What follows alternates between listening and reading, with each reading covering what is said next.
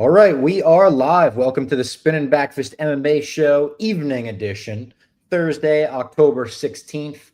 We've got news to talk about. We've got fights to talk about, some crazy Contender Series fights. Obviously, we've got fights this weekend. How we feeling, boys?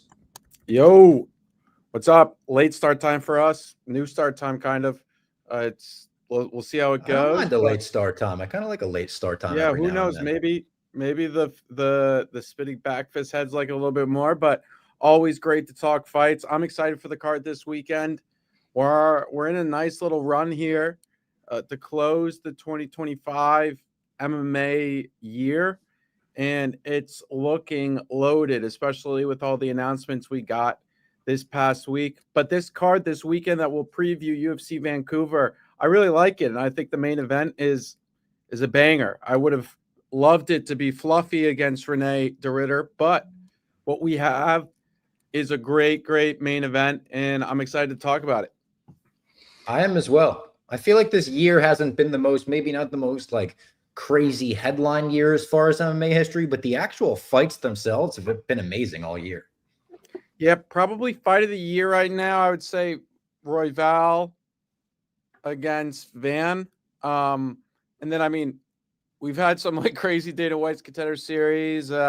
Contender Series, I know, is putting up Contender week after week. Then Contender meaning for fight of the year. It's fucking crazy. Every week, we're even knockout of the year. We got this year. You could say that spinning back elbow is like one of the best knockouts of the whole year.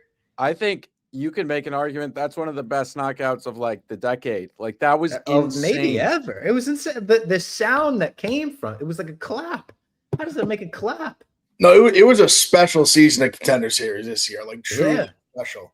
I think some legit prospects out of it too. But I mean, some like you said, some of the best moments of the year, I think came in Contender. The Vlogden fight was like a fight of the year kind of fight. I mean, this last one, the kid Marwan Rahiki, like that was one of the best comebacks you'll ever see. The two moments he got dropped in the first round looked like he were dead. The first one, it looked like I don't know how he wasn't flatlined. Like that was the most clean, flush right hand as you could possibly imagine. But he was. The second one had him dancing too. He was like dancing in the octagon, doing the stanky leg a little bit. And another, like I give refs a ton of shit, so when they're good, I want to try to throw a little. Like Mark Smith, incredible. I mean, because he clearly he was there, like he was protecting himself. He was moving, but that's one, like the punch was so clean that if he had just stopped it immediately, like I don't think I could have really faulted him. Yeah. Before we go any further on this podcast, we got to tell everyone about our sponsors that make everything possible. That's Game Time, one of them at least, one of our favorites here. And they could get you into any event, but obviously the NFL is back, so they're focused on that. The tailgates, the pack stands, the buzz before kickoff, getting in, sometimes it's a nightmare. Getting your tickets, the queues, the price jumps, you get logged out mid-click. All you want is to just be there, beer in hand, losing your voice with the crowd. The Game Time app gives the advantage back to fans. It's the hack for unlocking amazing tickets and experiences in just a few taps. It's incredibly easy to use, and the Game Time guarantee means you can trust you'll get 100% authentic tickets on time and at the best price. Game Time, very easy to use. You pull up the website, gametime.co. I could get tickets to Panthers at Jets for $55 this weekend. You can get into MetLife. That's an awesome day out, thanks to Game Time. Fees are always included as well, so what you see is what you pay. It's not like 55 and then an extra 70 added on fees. That's it, $55. Take the guesswork out of buying NFL tickets with Game Time. Download the Game Time app, create an account, and use code BACKFIST for $20 off your first purchase. Terms apply. Again, create an account and redeem code BACKFIST, BACKFIST, for $20 off. Swipe, tap, ticket, go. Download the Game Time app today. We love Game Time. And you could obviously get tickets for the upcoming like MSG UFC card or even this weekend's UFC fights. You can get tickets to any of them on Game Time. All right, what do we got to talk about? I mean, is there further Contender Series fights that we want to talk about? There was 3 good knockouts in a row, or 4 knockouts in a row, I guess, but 3 crazy ones. It was am I right about that? As 4, right? Yeah, Michael Oliveira was great. We saw Freddie Vidal get stopped, unfortunately. That it was one of the rare 6-fight cards for Dana White's Contender Series. started off with an unbelievable submission from Schultz. Oh yeah, we got shit for looks that like one. to be put, but I think the star of the night, outside of that crazy fight, Michael Oliveira looks like he could be a serious threat. Unbelievable reach. I think 78.5 inch reach. Crazy for the division. He kind of, I wouldn't say struggled to get going. The first round wasn't amazing, but you saw his opponent's face. It was swelling up, and I think those jabs really added up more than we realized. And then second round, he just killed them. Michael Oliveira is the guy I'm very much looking forward to watching in the UFC. From Brazil, military guy. He fights like you want. I think a Muay Thai background or maybe kickboxing, but he is a joy to watch, and I can't wait to see how far he can take this. You know, he's a stud. I mean, he said he's huge, long for the division. Also, as I was watching some of his earlier fights leading up to Contender Series, that's kind of his style. Like he's not a crazy, like he's not gonna rush it. He's not gonna just run in nuts. But it was almost weird because I forget who it was on the call. Someone tried to they tried to act like the first round was close, but I just thought I guess aesthetically it had some moments, but I mean, I just feel like he always was landing the cleaner shots, and I thought his opponent was good. I think his opponent would win a lot of matchups in the Contender Series. I think he just ran into a buzzsaw. But like you said, I mean, you saw how battered his face was. I mean, once he started really landing flush, you could only take so much. He's a guy that I could see definitely super high ceiling. I agree. Well, I mean, yeah, the Juan Diaz knockout was insane, ridiculous. Yeah. Quan Wan was a fun fighter though. He's a fascinating guy. He's a killer be killed guy. He was one he didn't do enough to get a double signing kind of thing. But the guy, I think Magic said they should have signed both of them. Magic was like, they'll never be in an unentertaining fight. Like if you sign both of them, they would just have firefights. And the Marwan guy, the guy who Marwan knocked out, he said he's getting another shot next year. But Marwan's someone I think is fascinating just because I understand how badly he got hurt a couple of times, but so young, 23. I think a kid with that kind of frame for that featherweight, super long, tall, obviously tough, has the mentality. He's someone that I wouldn't be shocked at all if I'm fascinated to see what he looks like when he's 28. Mm-hmm. Just get into that grown ass man. Think about Chase Hooper. Yeah, he's got a lot of. I think there's a lot there. I think he's got a lot of potential too. And I mean, Duke Bronx is back. Oh my god! Yeah, that was cool. Guy, he didn't give the crowd right. Everyone in that crowd was just a flawless victory. He takes him down and just submits him. Finishes him. First guy ever. He's unbelievable. Honestly, I don't see a world where the UFC doesn't make Charles versus Max for the BMF. You got to do it. It just makes two of the most likable fan favorites, firefighters, absolute lunatics in the octagon being we want to fight each other. You got to make that happen. Nobody's standing in the way of that. There's the built-in storyline with the first fight and everything, redemption. Yeah, and it was so long ago. This is 10 years ago. Versions of them. And I mean, they both are in this weird spot where they're both fan favorites. They both now are coming off these great wins, but they both got knocked out by the champ. So it's what perfect way to kind of prop one of them up, then have the two of them fight. You can headline a pay-per-view. It's a fucking banger. And then the winner of that, you probably could sell on maybe getting a rematch if it makes sense. I think they probably might have to get through one more just because it's tough to sell any rematch with Ilya because it's such dominant, flawless victory. Yeah, it's hard to sell it. But I mean, I think anyone would be willing to see those guys fight him again. Maybe after he fights Paddy or someone else before, or Armin, someone before that. And it feels like that is what the BMF title should represent. A fight like that, it's very worthy of all right, let's main event this. Let's fucking have The Rock put it on someone's shoulders again if you want to do that. You go all out for Holloway and Oliveira. That's just how do you not make that fight the second he calls him out in the octagon? Dana should be yep, approved. Tell him we're doing it. I think that's when on the Tuesday matchmaker meeting, they were yeah, we're going to do that at some point. That just easy. Just put a pin in that one. And then whenever they're both ready to fight, we'll just make that happen. Yeah. They both want it. They've both been calling for it for months. Yeah. easy decision right there. Yeah, the crowd was great too. The crowd was for, the shit that Brazil's gotten recently as like, oh, they had a couple events where the crowd wasn't going nuts.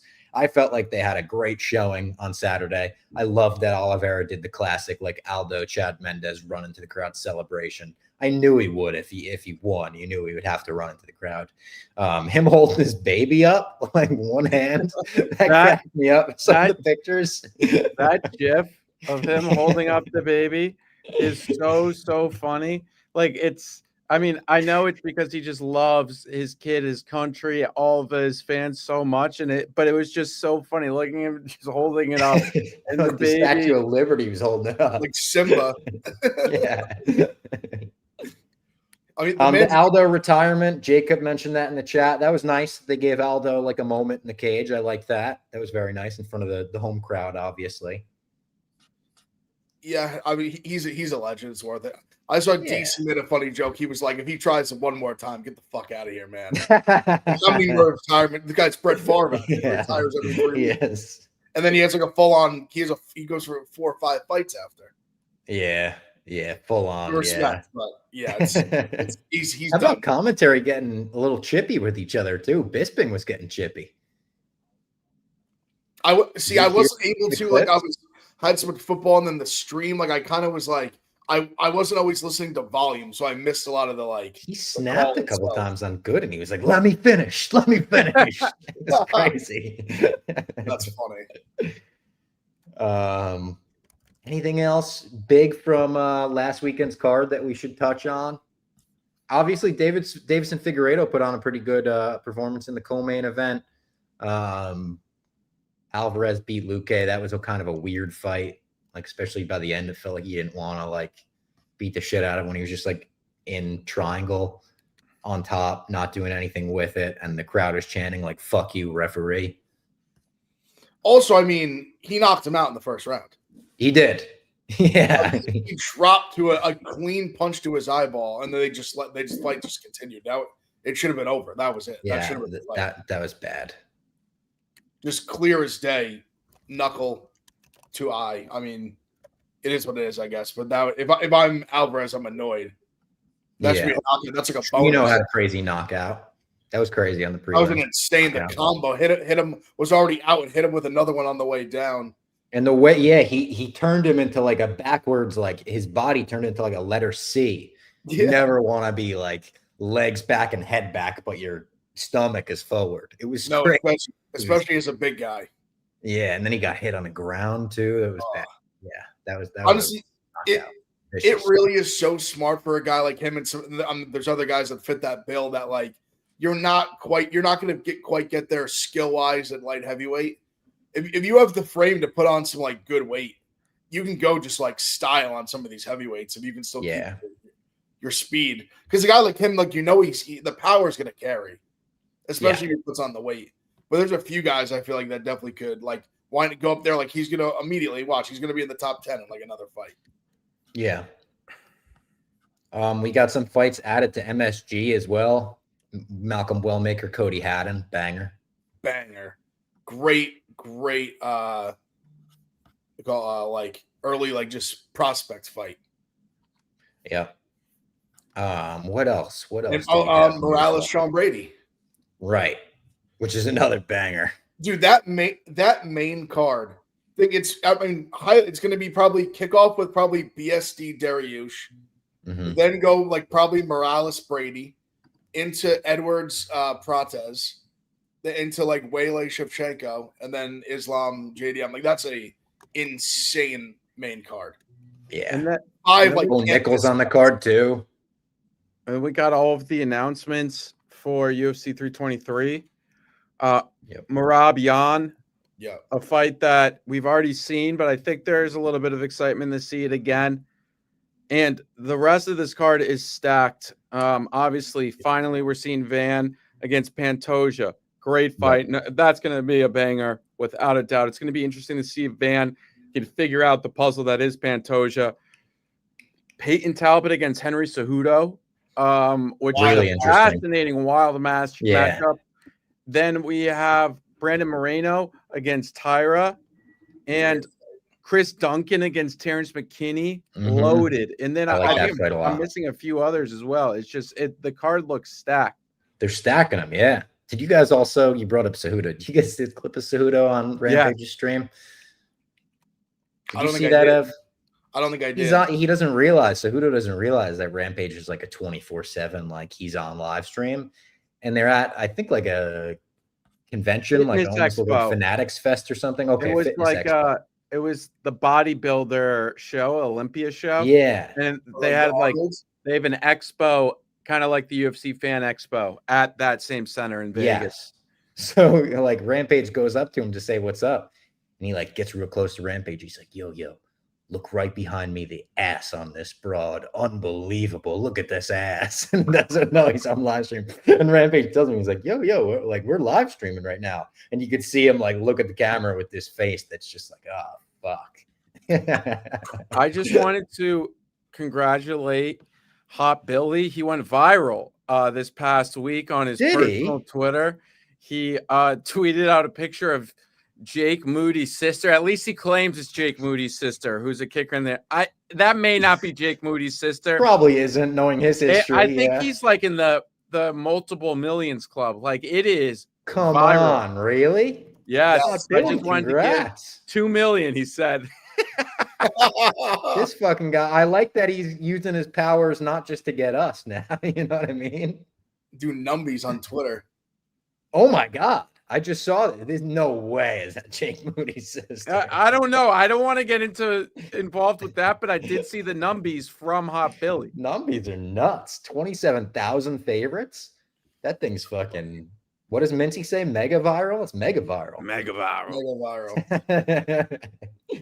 Also on the 323, it's Jan Blachowicz and Guskov. That's a great fight too.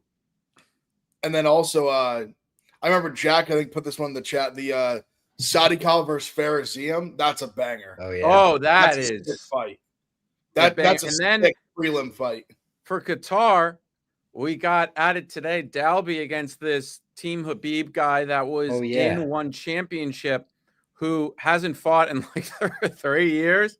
But Renee de Ridder was talking about this week during press conferences, discussing how hard it was to just get fights from ONE FC and how hard it was to get booked in fights. So I don't know if that was a little bit of like Team Habib cooking, or he really just couldn't get any fights with ONE FC. But first matchup, Nicholas Dalby is a tough matchup. They keep doing that. For like debuting, I feel like debuting fighters, especially people that have a little bit of like word behind their name, they're giving them tough ass debuting matchups. Maybe they're just like, we want to know if you're legit or not. We're tired of wasting time with you. Well, especially like this guy, like he's 22-2. Like he's not some guy that's like 6-0, like 7-1. I get it. Like throw him in there. Like see, like are you a top like 30 guy or not? Yeah, I'll find out right now.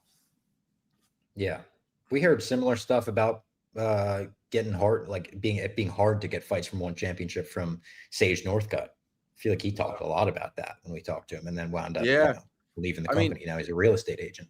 I think de Ridder wanted to get out of his contract for a while, and that's why he's like, and that's what he said. He thanks ONE FC for he's older, but he's like, I've only really fought this amount of times. Like I'm not fight old. Body's okay. The opposite of a banger, respectfully, we're getting Chris Weidman versus Anderson Silva rematch in boxing. Weird. Yeah, I'm sorry. Just who the fuck wants to watch that? Respectfully, in boxing, like, come on, man. Like, what are we doing? I guess is that like Anderson Silva? Is he retiring after this? Is this? I mean, he's retired like 8 times. Also, it's just, I'm happy these guys are getting paid. Yeah. Like, go and get your money. But Agreed. I have no interest in watching.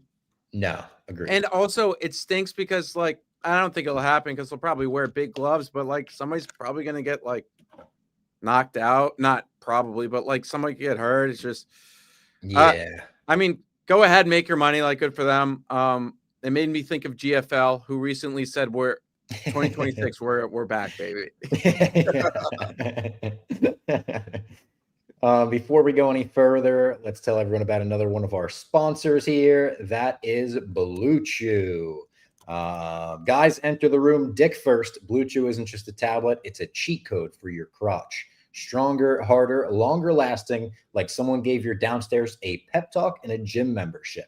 Blue Chew is the original brand offering chewable tablets for better sex. This ain't just a supplement, it's an erection resurrection.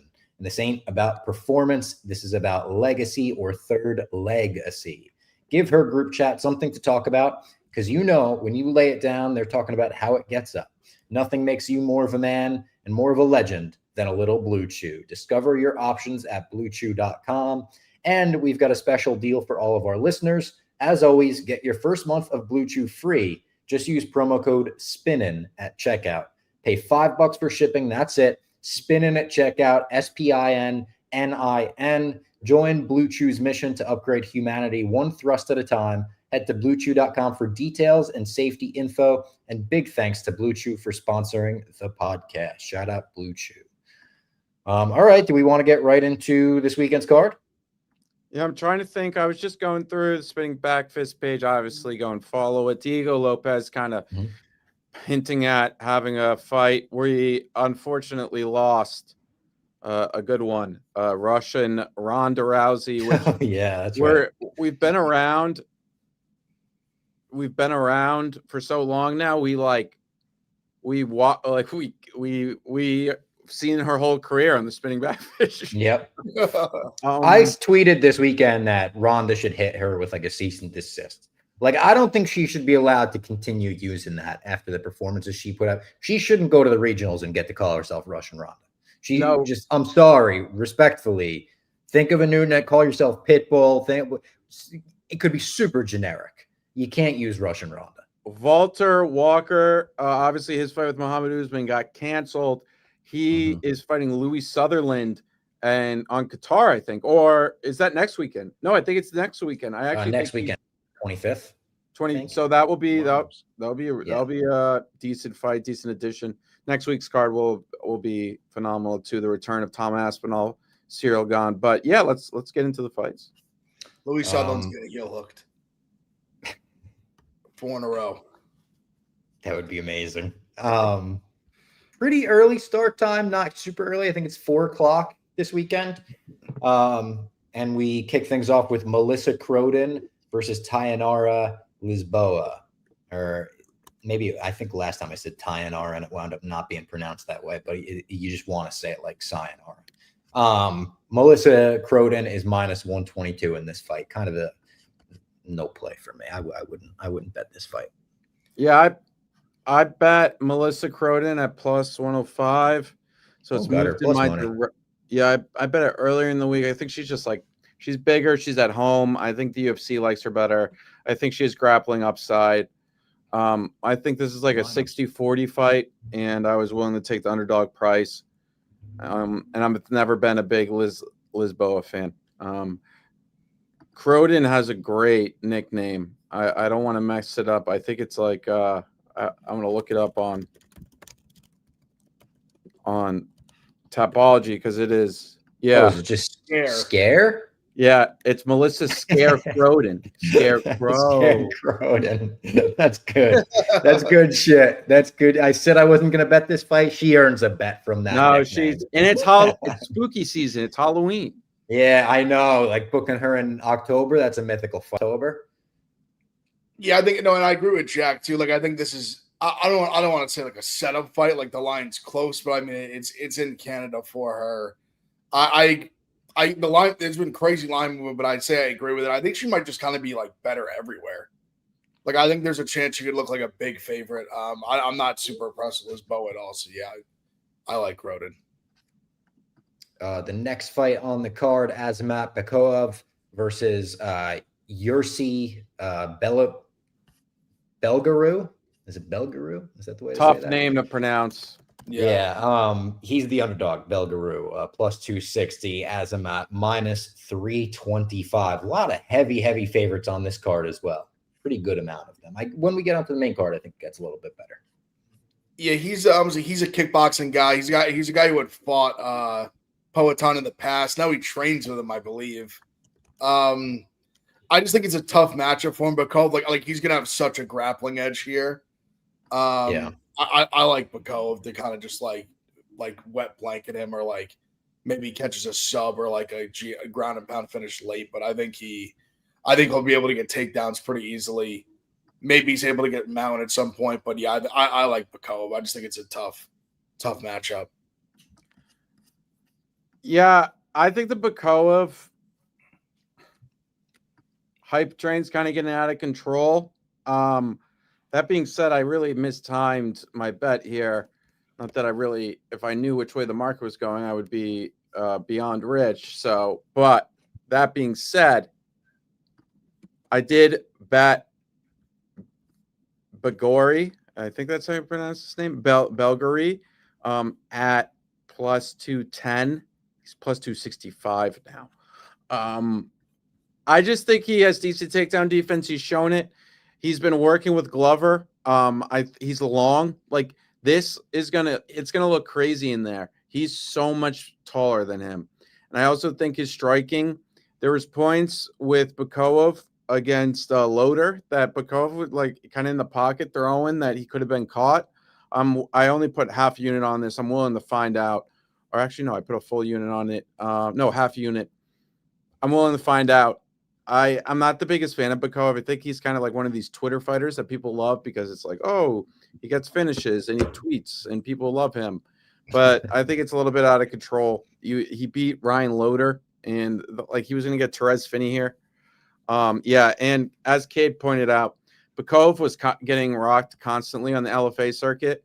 And Daniel, I mean, I'm going to very much disagree with you. I do not think top 5 to 10 guy, but it'd be a hell of a call if he would be in that. Daniel, we'll please remember come that. back here and say I'm an idiot. I am more than willing to be. Bekoev's got this. We'll see.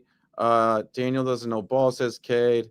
I do, says Daniel. Yeah, no, we love the chat. We get mixed opinions, which is good. But yeah, I took Bergalori, or however you say his name is, or just to win. But is there a phrase for like knowing ball and fighting? Like when me and Clem are doing my mom's face more. I was gonna say, yeah, when we're talking about like people knowing comics, we're like, oh, they know book. Cage, like, nowhere. Can we say like they know Cage? Yeah, Cage nowhere. Cage nowhere. Punch nowhere. I've said on TikTok before, like I'm a official Cage nowhere, ultimate. I like Cage nowhere. I like that. I like that a lot. Well, I guess the thing with however the fuck you say his name, I think he just didn't wow me at Contender either. I think that's what I was like. If he was a little more like dominant in the striking on that scene, I probably would have been more like hesitant. But Bekoev, like, I don't even know if I'll bet Bekoev, but I do think he finds a way. Next fight, Stephanie Luciano coming off loss to Sam Hughes, takes on Jourdain-Grant. Stephanie Luciano minus 298, another huge favorite here. I think Luciano just is like much better here. I think she's a parlay piece. I think she just pieces her up. Oliveira's no good. I don't think Luciano's that good either, but I think she pieces her up here and just rolls to a victory. I think I'll have her. Even the overs minus 298, over 2.5. Yeah, I don't know if she's going to finish her, but I just think this is going to be, yeah, like easy work for her. I don't like if you want to skip this fight, you can go and skip it. I don't think you're going to miss much. Yeah. Yeah, I think Oliveira is actually bad. Oh, shout out to this guy. First UFC live. Caution symbol. Caution symbol. We can't see your but yeah, I hope you enjoy it. You know Scraps, MMA. Look at Scraps MMA. Is kind of good. Scraps is good. I know Scraps. You know Scraps? That's good. I like that. MMA Tug has the John Jones. John Jones in the prison oranges. Orange, yeah. You feel the same way, Ev? Yeah, I think she rolls. I think parlay piece is like the right way. Like I think she's safe. Like I think she's just way better. Oliveira, and I agree with Jack. Like it's more or less not that she's good. It's that Oliveira is like that bad. Mm-hmm. Then Drew Dober versus Kyle Prepolec. Prepolec plus 340. Drew Dober minus 440. I think he might be the heaviest favorite on the entire card. He is. I think this line's a little wide. My personal opinion. I just wide enough to make you sprinkle on Kyle. Yeah, because I think with Dober, like I think the thing that you always loved about Dober is that he was so durable, and I think that's starting to go by the wayside a little bit. And once that starts to go, I think it goes fast. The chin's like when you like obviously we saw like our guy Frevola cracked it a couple years ago. Like he did hang in there tough against Gene Silva, and Silva was like just killing him. And you saw Manuel Torres last time run in there like instantly, like first round, clip him. I think Prepolec wants to keep it on the feet. I actually thought he showed like decently well on short notice against BSD. And BSD didn't want to strike with him. He purely was trying to take him down, hold him down, get a submission, which he ended up getting in the second round. But I think Propolec's live.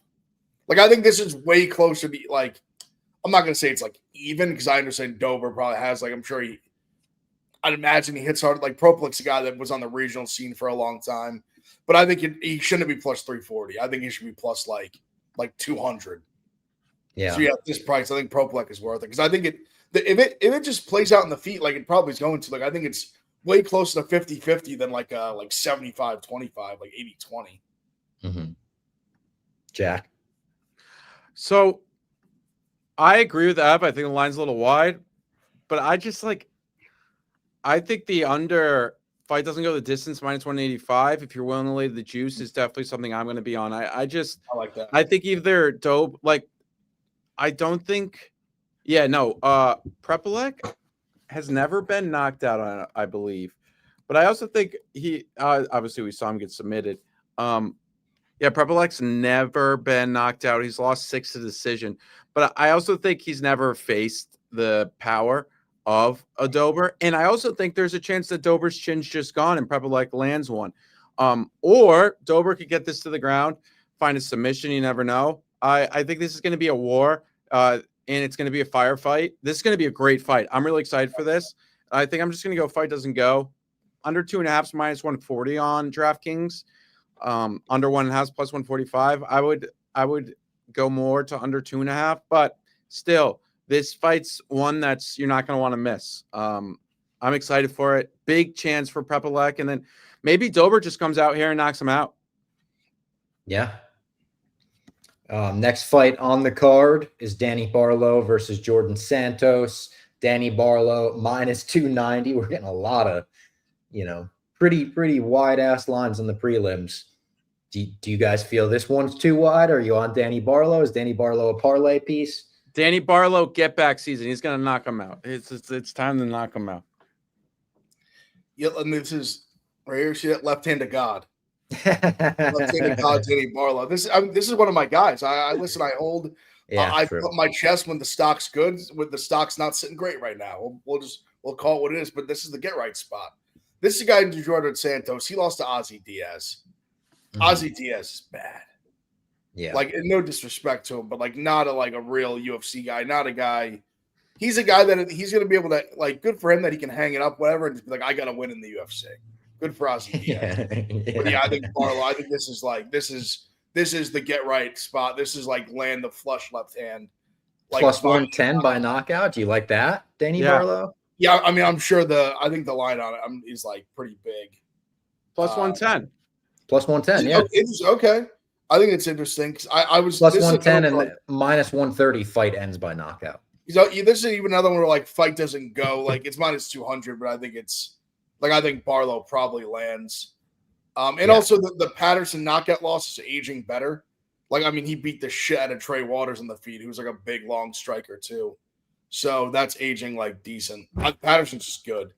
I think, Patterson, like, just the reason people look down upon him is just because that one loss against Ajmus, I think his name is. Yeah, he got clipped. Yeah, he got clipped. But outside, I think Sam Patterson's really good. And like, we'll look back on that and be like, Barlow still has a lot of talent and a lot of power, and he's a big dude, bro. And Jourdain-Santos is I guess he could get the grappling going, but I really think if this stays on the feet, he's going to be in trouble. I think so too, because we saw him be like a little hesitant in the like Veretinikov fight. That went to a split. That I thought it should have been a split, but it was way closer than it should have been. But Veretinikov loves, like, he's a kickboxer. Like, he just loves. So that's kickboxing. what I'm saying. Like he's a good striker where he was more attentive and I think had a little more like to respect for Barlow, like coming back at him. Where this, I think, on the feet, like he's clearly just better, faster, hits harder, longer. Then we've got Bruno Silva versus Hyun-Sung Park, who goes by the nickname Peace of Mind. I always found that one funny since we've learned that. Peace of Mind. Peace of Mind is minus 225. Bruno Silva plus 185. Bruno Gustavo de Silva. They put the full name on DraftKings. Silva's like kind of washed. I think Park kind of has him covered here. I don't think I'm going to bet this. Like Silva's fought a crazy schedule. The level of competition is massive here, but I think it's just like Silva's just kind of done. Park, I have a decent amount of respect for. I think the line's accurate. I think Silva's live. I think the power. I think the power here is what I like about Silva in this fight, because we've seen him even in fights where he was losing, the guy's grappling. He comes back, lands a big shot. Like I think Park, we still don't know enough yet. Like Tyra really ran through him, but like Tyra's great, so I'm not like completely holding that against him. But I think this is a fight where you could see Park like winning the fight, and then all of a sudden he's just losing it because he gets a big shot landed on him. So Silva, like I probably would like to be a little higher, but I think he's live. Like if it got to plus 200, I would definitely be on it. This 185 right now, I think he's, see what even the KO price has got to be like. He's plus 4 or 550 by knockout. I'd probably still just bet on money line because I think he could do some damage and win rounds, maybe like drop some, able to kind of subsequent like losing minutes. But yeah, I think Silva's live. And then to headline the prelims, good fight here between Davy Grant and Charles Jourdain. Charles Jourdain minus 166, Davy Grant plus 140. I would lean Jourdain here. I'd probably bet him as well at minus 166. I definitely like him. I feel like, is he gonna have a huge reach advantage here or no?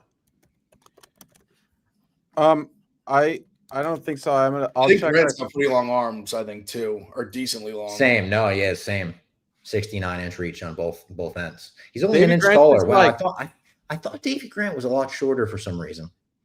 Because he's just like He's just a stockier guy. Charles Jourdain feels nothing long to me. of Davy Grant, but he just wins fights. It's just what he does. I do like Jourdain here. I think the athleticism will show out. I think he can win on the feet. I think he can even find a submission here if he gets, like, he has to get in the right position. Davy Grant's a pretty good grappler, obviously, but I just like. I mean, I will say, like, Davy Grant's coming off of a great win, Damon Blackshear. Like, that's crazy. Huge win for him. He continues to find ways to win. But I just look at Jourdain as a guy who's 10 years younger. I think he's honestly getting better. We've known him for so long, but I think he's still getting better. And Davy Grant's kind of on the end. Not to say he's not taking it seriously, but I think it's just, this is his fight to win. And I also think this is a setup spot from the UFC. This is a Canadian fighting. And so I like Jourdain here. I bet him. He's my biggest bet on the card. Oh, wow. I would say the line moved a lot. It's moved big time in Jourdain's favor. I think it's like, I agree with you. Like, I think Jourdain, like, he's just younger, more athletic. He's obviously, like, he's coming down in weight. He had a good performance at 135 last time. It just always scared. Grant's like a guy that I bet on a ton as a dog, and he kind of like always comes through. Or there's been a few times where I feel like he's came through and gotten fucked by the judges. But yeah, I think Jourdain probably wins. But the lines moved so much. Like, I had a pickup. I think that's a phenomenal bet, or even like a little worse than that. Yeah, I think Jourdain wins. But Grant's is like such a tough guy to bet against. Yeah. Sorry. was going to say, before we get into the main card, got to remind everyone where we're betting on these fights, where we're getting all the lines that we're reading off here. That is DraftKings, the DraftKings Sportsbook. And NFL fans, DraftKings is there for you this season. What's your favorite touchdown? There's over 100 years of touchdowns to pick from. For me, it's the next touchdown because with DraftKings Sportsbook, an official sports betting partner of the NFL, every touchdown could bring you closer to cashing in. DraftKings Sportsbook delivers the unmatched intensity of the NFL right to your fingertips. From the first touchdown score to anytime touchdown props or the thrill of live in-game betting, every snap is loaded with opportunity. Some guys at Barstool have been hitting some crazy touchdown bets. First touchdown score, anytime touchdown scores. Here's the best part. New customers bet just $5, and if your bet wins, you'll get $300 in bonus bets instantly. Your team hitting pay dirt pays out to you. Download the DraftKings Sportsbook app and use the code BACKFIST. That's code BACKFIST, BACKFIST, for new customers to turn $5 into $300 in bonus bets if your bet wins. In partnership with DraftKings, the crown is yours. $300. That's crazy. It's awesome. Yeah, shout out DK. Big Thursday night football game tonight. Bengals, Steelers, Joe Flacco against Aaron Rodgers, and college football about to kick off. And then obviously, once we get into the weekend, it's going to be crazy. Get on DK today. Yep, hockey's back, basketball. It's going to be a great fall. All right. On to the main card and on to a friend of the program, Matt Frevola, the Steamroller, versus Kyle Nelson. Banger fight. It was a banger when it was announced via South Park graphic by Matt Frevola. And he is minus 122 in this fight. Kyle Nelson is plus 102. You know, I'm riding with the Steamroller. I'll bet on the Steamroller in this fight for sure. Under 2.5 rounds, minus 160. You love to see that for a fight kicking off the main card. I think this is a really good fight for Matt if he doesn't lose his mind, which we've seen him do before. But I think if he decides to grapple, I think he can find a submission here. I bet him today. I think his grappling upside is huge. I think so too. And I mean, I like that he obviously had the tough knockout. He took a long time off. Like he hasn't fought in like 14 months, something like that, 12 Smart, months. Yeah. I think 13 months. So I appreciate that he did that. Glad he got healthy and everything got right. But yeah, I think it's grappling upside too. And this is also a guy that's he's like moving up in weight. Nelson's moving up in weight to 155. Like Verola's a true 155er. I also think he can win out in the feet, like even in a firefight. Like I think he definitely can win it. But if he wants to just take him down and just wrestle and grapple the whole time, I think he wins like easily. It's just what he chooses to do. Absolutely. We'll see what he chooses to do. He always tells us, Ray Longo's always sitting him down and being like, don't lose your mind, Matthew. And Nelson's the guy that can like lure you into that because that's kind of yeah. fights too. But I also like game plan. Yeah, I think Frevola get crazy. Frevola definitely hits harder than him. Oh yeah. But I mean, it's just like they both can crack a little bit. That'll be very exciting. It's been fun following along with the Cheese Rollers stories and tweets this week. Him eating like great food in front of Frevola the whole week. Then we've got the Cody Gibson fight. Cody Gibson versus Allen-Reinier. Is that how you say that? Aoriqileng or like Aoriqileng. It's a tough one. It's the Mongolian murderer. He's the Mongolian fucking murderer. Cody Gibson is the favorite in this fight, minus 180. The Mongolian murderer plus 150.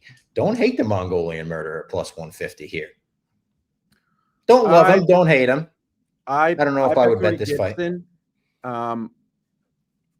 I think he's a guy who's just like it's another grappling edge, and I think if Aoriqileng can't get his striking going at all, I think Cody Gibson can just not steamroll him, but I think he can do very, very well here.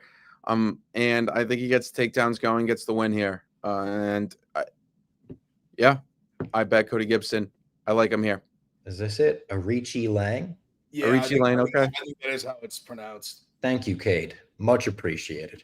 Legend. Yeah, I lean Gibson. I'm not like I think I like Gibson's sub price more like plus 500 sub.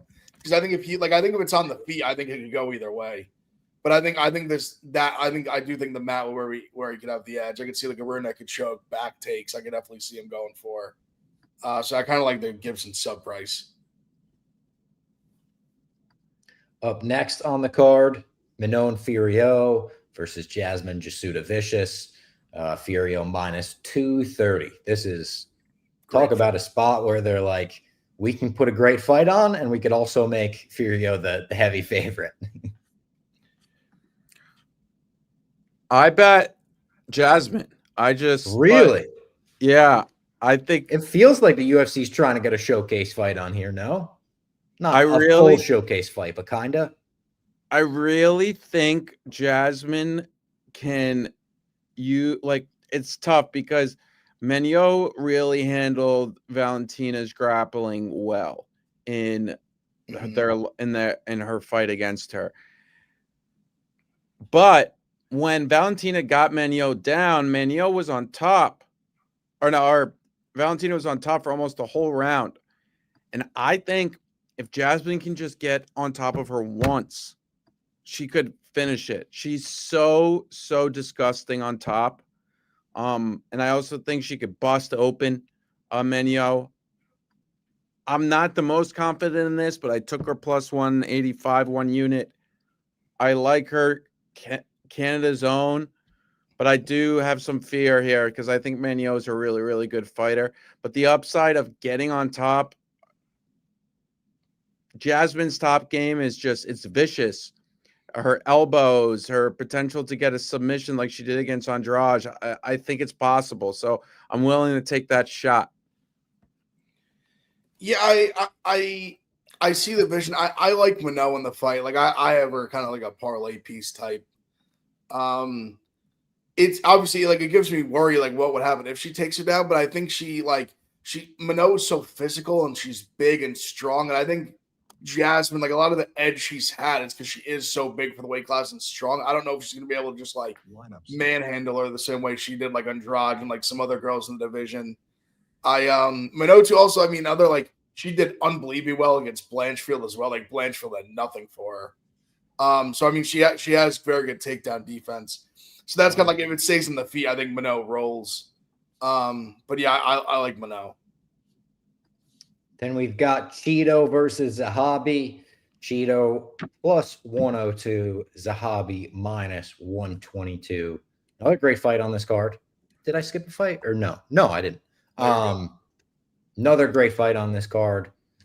Are we on Cheeto here? It's a tough fight. I've had a real hard time with, like, I've been very back and forth. Because even Zahabi, like in the Aldo fight, like he had his moments where he almost got knocked out, and then he had some where he almost knocked Aldo out. Like Zahabi, and he's weird where like Zahabi, you have a fight like that's a war, but then also he can be very like low volume at other times and win like that. And Cheeto hasn't fought in a long time. Really long. It has been a while since we've seen him. You know, so it's like last time Cheeto fought, Merab didn't even have the belt. Yep. How crazy is that? Yeah. If he defends, he's going to set a record if he beats Jan in December. Jeez, yeah. Title defenses in a calendar year, insane. Only guy to ever do it 4 times if he pulls it off.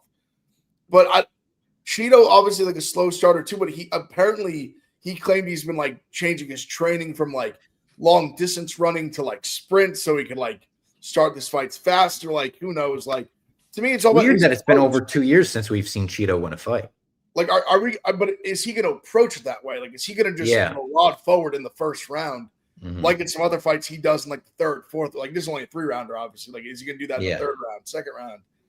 I don't know. I think that's why I have such a hard time with it. Like, I think it's like, I guess Cheeto's like a slight dog, so it almost makes me want to like go with Cheeto. But then at the same time, like, I think this fight probably is going to go the distance. We're in Canada, that's scary. For like for a Cheeto ticket, it goes to the cards. Maybe like I don't know. I see what a Cheeto like inside the distance is. Just curious. Yeah, it's plus 300, and then Zahabi's plus 1,000. I don't know. I don't like it's one of those fights I'm excited to watch it, but I also it's just tough read. Yeah. I guess I'll go. I'll lean Cheeto, but I don't love it. I don't feel good about it.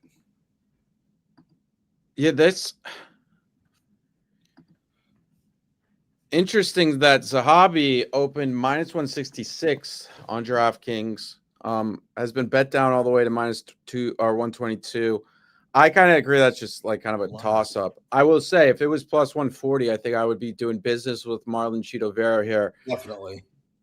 But I think it's just kind of a toss up. I think it's going to go to decision. I think it's going to be close rounds. Both these guys have moments where they're just not active. And it may just come down to one or two punches around, which I know you could say that about every fight, but like it's a little bit different. Like I'm excited to watch this fight. That's it. And I think the fight could suck. I think there's like if you were to make watchability here, I think I would put a firm watch this, but like underneath, I'd be like this fight may be awful. And also I don't love how Cheeto hasn't fought in a while. He usually takes a while to get going anyways. What if there's ring rust in the first round and then you're down 10-9 in a 3-round fight? It's a lot. A lot could go wrong. And I don't like Zahabi. Like I think Cheeto is theoretically better, but Zahabi's really been something like it's crazy that Zahabi's in this fight. Like it's like he was fighting who's the guy? The Tercios like not too long ago, and he was like plus 180 or something. He was supposed to like 200 in that fight. Yeah, crazy. So he's a favorite against Cheeto. Yeah, like what a turnaround. We know he gets good training, but we'll see. Like I said, fascinating to watch. I think I'm just going to sit this one out. Then we've got Holland versus Mallot in the co-main event. Good co-main event for Canada. Their boy, Mike Mallot. They absolutely friggin' love him up north. Pick 'em fight. Good fight. Under 2.5 rounds is -180. Again, it feels like every Kevin Holland fight we break down, it's kind of like which Kevin Holland is going to show up. How much does he care this time? How much does he care this time? It has seemed pretty recently like he friggin' cares, like he's he's a determined Kevin Holland. I still think Mike Mallot might beat him though. This is another tough one. I think I'm someone I just find myself always gravitating like to bet on Holland, especially at 170. Yeah, I think like when you've seen him lose in the past, a lot of it's been like the size. He had like the D-Rod fight. Like I don't know what happened there. I mean, he was getting his ass kicked then. He should have finished him. Then he lost. And then Mallot's the guy too. Like the Magny fight. Like he was able to like hold down Magny for long periods of time, which is tough to do. But then he just dies at the end. I don't know. I kind of like if this plays out on the feet. Like Mallot's actually showed decent hands at times, but I think Holland's still like just way better, faster, hits harder. I'm gonna pick Holland. I don't love that he also according to him, he thought he was fighting Jake Matthews like 4 days ago, which in my opinion would also be a way tougher fight than this actually, but a completely different body type. Like I don't know what's going on with Kevin Holland sometimes, but he said he's been in the gym every day. He smokes weed, goes to the gym. I'm not going to be like a Nate Diaz is the best cardio ever, and he smokes weed all the time, so I don't give a shit about that. But yeah, I don't know. I guess I'll go with Kevin Holland, but it's always tough. Did you think he was fighting Jake Matthews because like they're two like white grapple? How could you mix those up? He said he just gets them like mixed up. I don't know. I mean, I guess like they're kind of similar. I think Jake Matthews is better, but like I guess like just generic white guys. I get that. Generic. Really look alike. Like they're like I said, different completely. Like Matthews is way shorter and stockier. I just look at Mallot and I'm just like, he's fought 13 times in his professional career. Holland goes like, I know there's a chance Holland just doesn't give a fuck, but I think he tries. And I think he's going to bring the fight to Mallot, and Mallot's not going to like that. And I think Holland's a guy who's not a total fish on the mat at all. We've seen him win by submission against Luque recently. And he may even find a submission himself. And he's going to push Mallot late in the fight like Magny. I took him plus 105. I think he's minus 102 now. I'd still take him there. I think this is a Kevin Holland spot. I just don't think Mallot's. I think if Mallot was American, no one would know his name. Correct. I just look at it now, like Mallot's plus 150 by finish and Holland plus 180 by finish. Like I kind of disagree with that. Like I think Holland has more finishing upside personally. And also Holland's just going to be so much longer than him in there. And he's going to tee off. Like if, let's just say Holland stuffs some takedowns. I don't think Mallot's going to like it either. I know his striking's not awful, but it's certainly not good.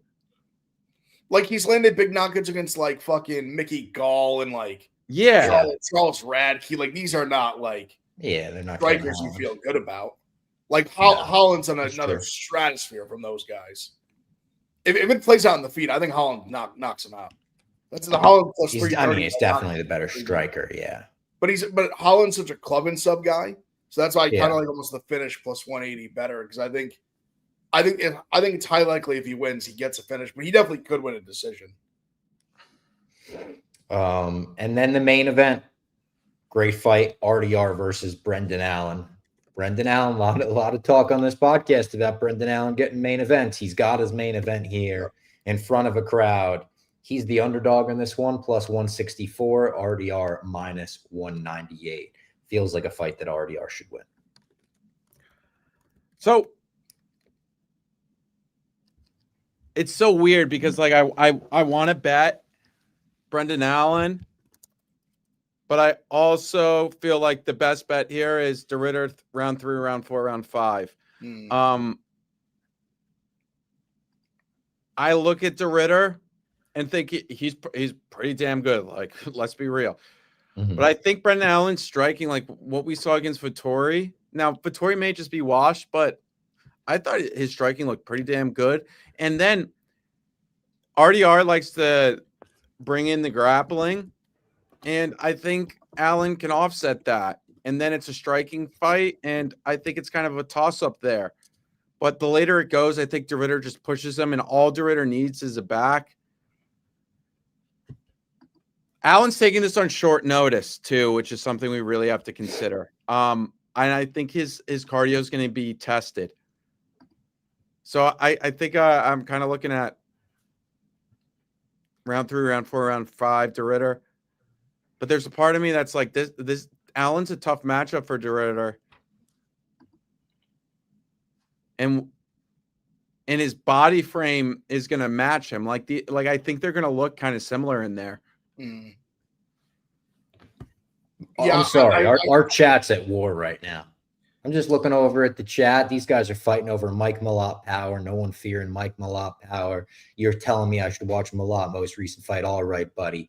Chill. Oh, and I'm sure I'll be right back here. I know where to find you. This guy says, relax, man. I love They're that. at absolute war. I love that. And I'm sorry. I had to point that out. It's all about we're debating, have differing opinions. I love it. Yeah, I agree with Jack Mack saying like the matchup is. And I wish it was fluffy because I think this would have been a number one fight. I think RDR wins, but I don't feel good enough to like lay minus like 190 or minus like 200 like it is right now. Because I agree with Jack. Like I think there's a lot of things that he can offset, and then like if it's just like a purely like on the feet fight, like I think it's close because I don't think RDR striking's like great. But he has a little bit of that like DDP in him. Where like he just it's held up, his last couple of fights. And also when I think of Brendan Allen, like not to disrespect him, but I think there's a lot of like a lot of his wins I'm not like super like impressed by. Like a very washed Vettori, like submitted like Bruno Silva, who like hasn't won a fight in forever. Like even Chris Curtis, like I thought he lost to Chris Curtis. What's the other one he had? He had another one in there too that was kind of like a whatever. And also, I know I was talking highly of his striking against Vettori. Vettori had moments in that fight. I wouldn't say it was like Allen won it clearly, but it wasn't like this complete and utter domination. And like De Ridder, that knee he does, that he just throws across the body and just hits it like it's one of the greatest. I think Magic said on a show last night, he's like, it's the new leg kick. Like, it's like what Rogan's going to be talking about in 5 years because everyone's going to be doing it. And they're going to be like, I've never seen this before. But what he did to like Whitaker was so annoying because it didn't even feel like it was real. Like it was just, but he's so physical, so big, so long. So that's why I think like he's just going to be a lot for Allen to kind of deal with, and I think it's going to really make him tired. He does those knees, or there's something. Maybe this guy's got a big knee. Yeah, I don't know what he really does have a way of just like hammering the body with those knees. But yeah, I think I think ultimately he'll find a way. Whether like I don't mind the late props there. All right. That was the card preview. Good card this weekend. Looking forward to it. Very excited for it. Starts prelims at 4, main card at 7. Make sure to bet it on DraftKings and enjoy Thursday night football tonight, everybody. We're the official lead-in to Thursday night football. Yeah, that's right. Go Bengals.